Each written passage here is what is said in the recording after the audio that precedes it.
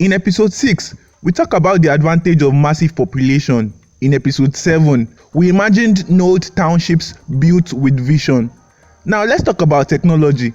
Because without a digital economy, everything else is running on dial-up in a broadband world.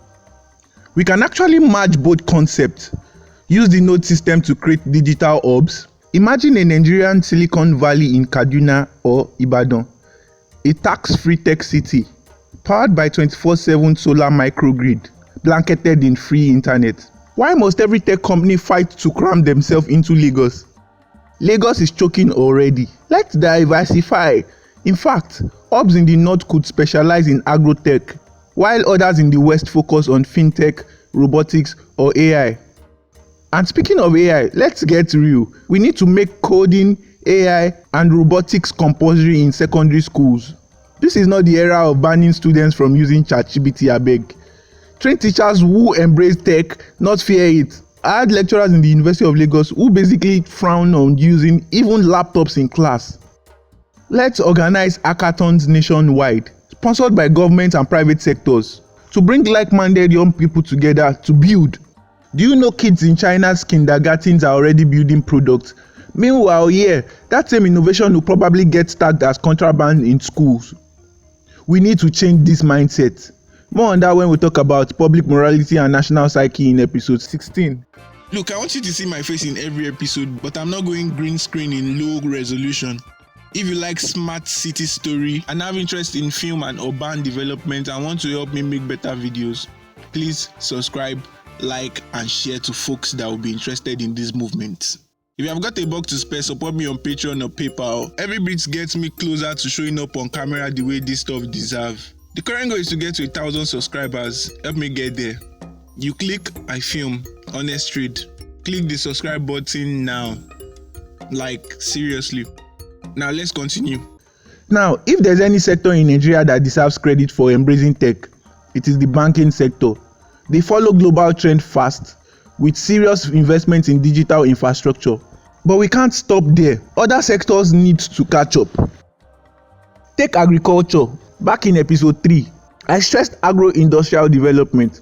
Well, tech is a bridge. Look at John Deere in the US. They have got tractors that use software to plant, fertilize, weed, and harvest autonomously. These aren't sci-fi toys.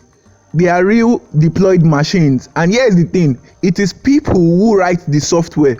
Nigeria has the talent. Why aren't we building these techs for our own farmers now? Meanwhile, our telecom sector is dragging us backwards. While other countries are launching satellites to beam broadband, we are busy digging up already completed roads just to lay fiber optic. In 2025, it is embarrassing. As a space enthusiast, I follow Rocket Lab, Arianespace, SpaceX, JAXA, ESA, name it. Just out of curiosity, I checked our own space agency website. My brothers and sisters, what I saw pained me. Men in agbada, zero vision, zero fire. We do technically have a satellite, but honestly, what do we even use it for? That is a textbook example of appointing the wrong people to the wrong agency. If I were president, Nigeria will not sit out of the new space race. I would support startups that design satellites, launch vehicles. Even space tech spin-offs is not madness. It is strategy. When you can launch into space, you can build your own comms satellites, monitor agriculture, improve national security, and stop tearing up roads for cables. At least do it for the future generation. Don't let Nigeria always carry last. And finally, let's touch cryptocurrency. Honestly, I don't understand Nigeria's policy right now. On one hand, young Nigerians are among the most crypto literate in the world. On the other hand, government acts like it's witchcraft. Instead of fighting it, regulate it. Learn from global governments drafting legislation around digital currency. Even if mining or creating a national crypto is still far-fetched, at least get the ecosystem clarity. Because, like it or not, the future of finance is decentralized. So here's my conclusion. Technology is not a side hustle.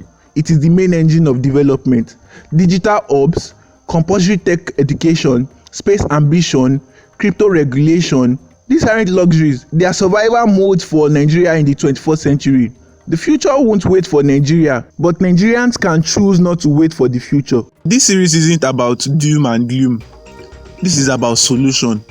If I were president, what blueprint could we use to rebuild Nigeria? That is what the next 19 episode explores. From agriculture and energy to urban planning, justice, education, media, and foreign policy, we will be laying out how to rewire the nation piece by piece and make it not just survive but thrive. This is just the beginning, so if you want to see how Nigeria can change, not in theory but in practical and structured way, then you are in the right place. Hit like, subscribe, and turn on notification. So best believe this is going to be a journey worth following.